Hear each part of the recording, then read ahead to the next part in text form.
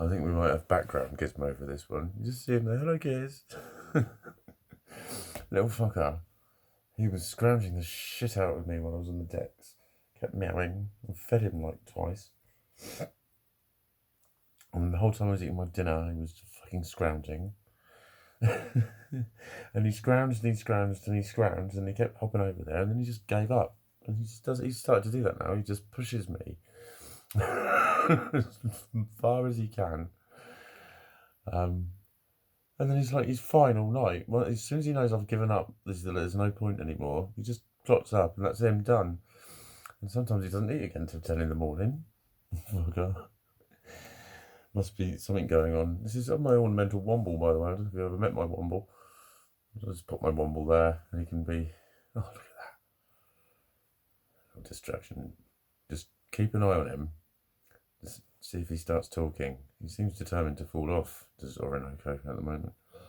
My day wasn't as great, but it was alright. It was alright. I had a good sesh on the weights. I tried doing my study. I was like... And I got to that bit where can you physically read things? If you know what I mean. You know you've read it.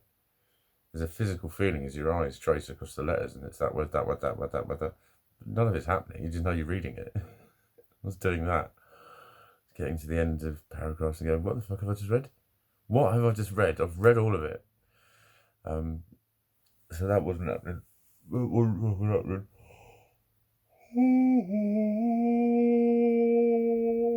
What's good is I'm this tired. Because sleeping hasn't been so great the last few nights. It's just been a lot of fucking wobbling around and not much sleeping. And my perfect time seems to be if I just wake up about 5:15. Because I feel like sort of groggy, but I'm like, mate, it's getting late. It's the next day. I'm all right. I didn't need to get up. And sometimes that can be even if I've fallen asleep at like 1 or 2. If it gets like, I don't know, sometimes I end up sleeping from like 7 till 11 or something and I haven't slept all night. I hate that. I think I'm up and about and I just sort of rest on the bed for a bit. And then next thing I know it's like 10, 11, whatever. And I hate those days because I just wake up feeling like the day's gone. By the time I get my shit together, I'm like, fucking it's lunchtime and I haven't even eaten. And the rest of the day, 12 till 5, just goes wallop. What the fuck? That's the weird thing with me, the way time goes. Days can really fucking race past when I'm doing fuck all. This time can be like, like when you have a really extra busy day at work, and you think, fucking hell, it's 4:45. And it feels like just, the first half hour after lunch or something. That kind of shit. But I'm getting it when I'm doing fuck all. There you go, there's a little thing called it. I was on this one earlier. It was when I first got diagnosed with ADHD, and I was reading a lot of stuff about it. And they say about it's common for ADHDers to not have a concept of time. Not have a good concept of time. And do you know how they tested it? I just read it, and I was in my first year at uni, and I could still fucking see the total flaw in it. They got a load of normal people, and they got a load of ADHD people to sit down and go, right, estimate 2 minutes.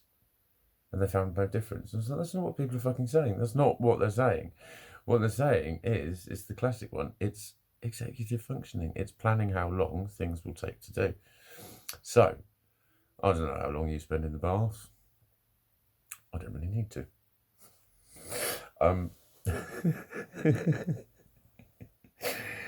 But, just say, like, for me, right, I can easily have a bath in 20 minutes. Fucking 10 sometimes. I get bored quick. I love a bath. You can't have them here. Well, you can, but they're only shallow and it goes cold too quick. I'm like, I can't be fucked. I'd rather just have a shower. That's all nice and hot. So I'll get in and it's like sort of I like it really fucking hot, and then I get in and I'm like, and I lie there for like 5 minutes, wash myself. I used to shave my head like most nights with a Bic. I used to Bic my head.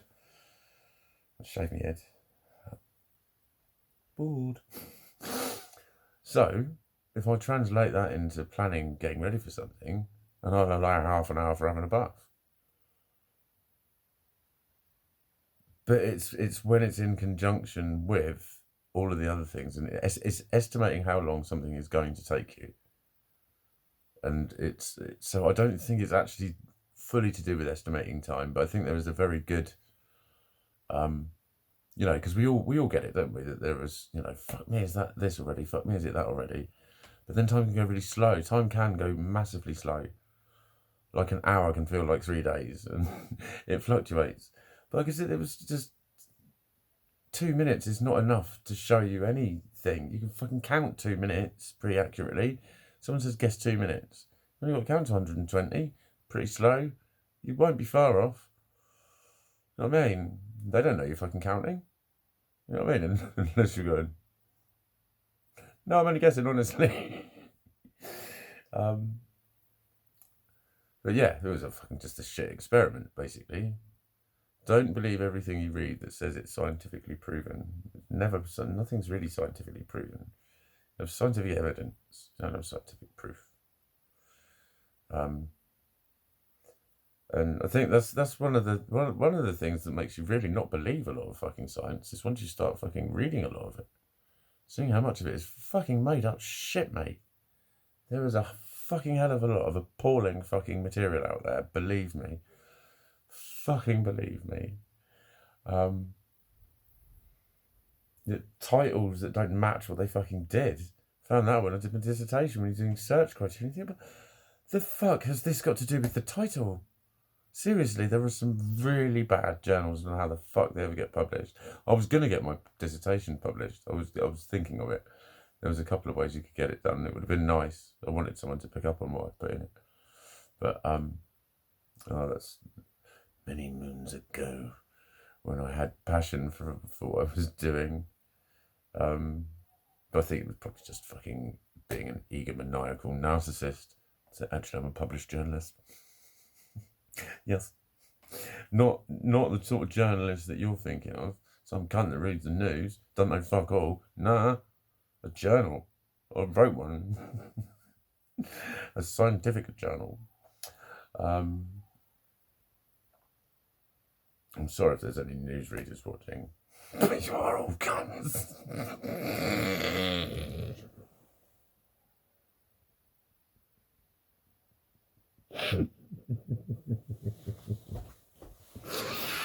Someone had to say it. That Womble looks really fucking like he's got something up his bum.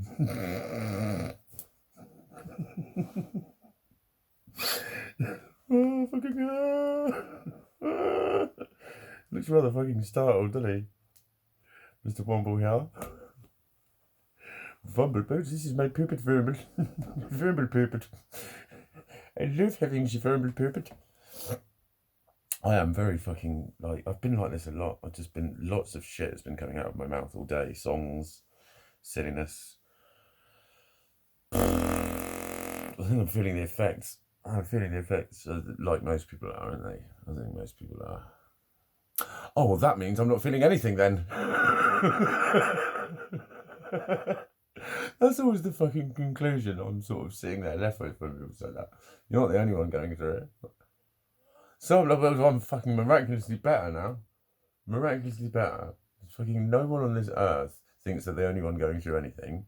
No one on this earth thinks they're the only one with problems.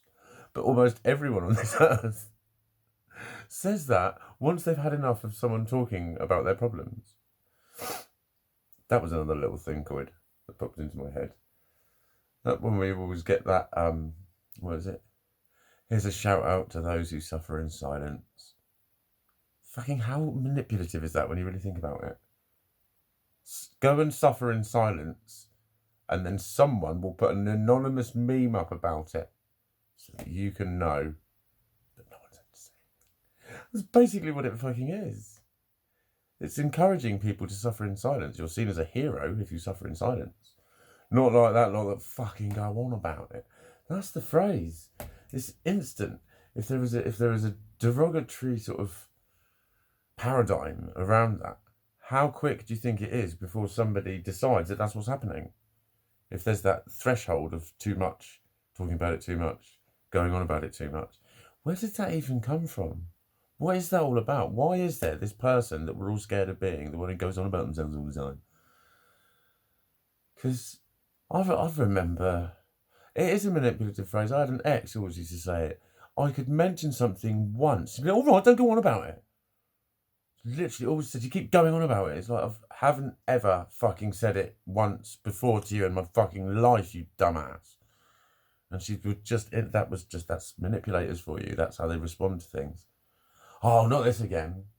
When it's you talking about your emotions. Oh, not you again. Oh, for fuck's sake, you always do this. Go on, what do you want? No, I am listening. They've done all the damage by then, just by the response. Actions speak louder than words. Reactions shout the loudest. And narcissists know that. And they use their reactions to manipulate you. Watch how people react. And I think, am I supposed to think I'm stupid? Or am I supposed to think that they think I'm stupid? That's how they operate. So that's how subconsciouses learn. Do you know what I mean? Suffer in silence. Suffer in silence. Oh, I don't want to be. Yeah, then I need to suffer in silence because people don't like people going on about it. I've seen it all. That's how we get fucking brainwashed into shit. And it's word of mouth.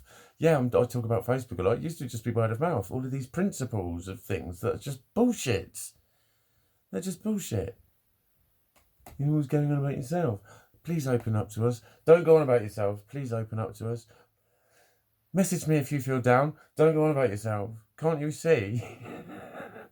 Can't you see? I don't know if, like, this... Well, actually, no. Not with my favourite human. Not with a lot of people, actually. But fucking hell. Probably 90% of the times that I do end up having to talk about myself. I get told that I'm always going on about myself. And it's just, you know... If people can't cure you with a sentence or by telling you what to do, if you just say, yeah, I know that, but, and if you just get like that, stop going on about it. It's really, you know, if their advice doesn't cure you, you're instantly going on about it. That's what I found. Again, this is like a boiled down version of the shit that happens a lot around this stuff. I'm not casting aspersions at any one particular person, but I do know that I see a lot all over Facebook. Don't forget to message me. Don't forget to message me. Have they ever messaged you? I bet they fucking haven't. I'm telling you why. But still, I see it there. I see it there all the time. Reach out to me. Reach out to me. They won't. I keep telling you they won't. You need to reach into them if you know that they're fucking suffering. And if anyone from my Facebook or anywhere else, by the way, thinks that I'm hinting for you to call me, fine. Take that call that you think I'm trying to manipulate out of you and give it to someone else. Because that's how much I mean this. That's how much I fucking mean this. Reaching out is incredibly fucking difficult when you are low and you feel like whale shit. It really is. And you're rarely going to answer the phone because you're nearly always going to be busy because you have a life. You're not going to have much time. You're going to be caught on the hop. So you're going to be like, oh, fuck, shit, I'm meeting fucking whoever later. I haven't got time. That's what's going to happen if they try and reach out to you. That's why they don't. That's why they can't. They are dying, fucking trust me, for their phone to ring. So if you know people who go through the shit that I go through, and they're in lockdown, and you know they're on their own, don't wait for them. Don't tell them to call you. You're basically saying, sit in one of the most excruciatingly uncomfortable fucking positions and ring through people until someone answers. You don't. You give up on the second phone call, believe me. Believe me, because you feel like a sad, needy fucking parasite when you're someone like me and you're reaching out to people and saying, I'm just really fucking lonely and I just need some fucking company, blah, blah, blah, blah. But you know what? When you get it, it's fucking magic and it fucking helps. So there you go. There's my advice to all you people out there. Don't reach out, reach in. I've been saying it since January. This is not new. You haven't started doing it yet, or have you? But seriously, don't fucking worry about me. If you think that I'm saying all this to get people to ring me, because I'm trying to be controlling, fine, let me be controlling and let me control you into phoning someone else. Make their day. Make them happy, because I know that you know who they are. You don't need to make it awkward either. It doesn't need to be massive. Just how you doing? Just sort of say hello. That sort of a chat. Those things can literally make my whole entire day. A call like that. So many times. It's just someone just thought of me, wanted to say hi, or checked in, or invited me somewhere. I'm a very fucking soppy fucker because I am so fucking isolated and fucking blah blah blah. The reason I am why I am. That's why when someone just takes a moment and thinks of me, it means the fucking earth. And I overreact because I overreact to everything. So I sit here rocking back and forth, telling you what to do about mental health because apparently it helps me. Anyway, good night.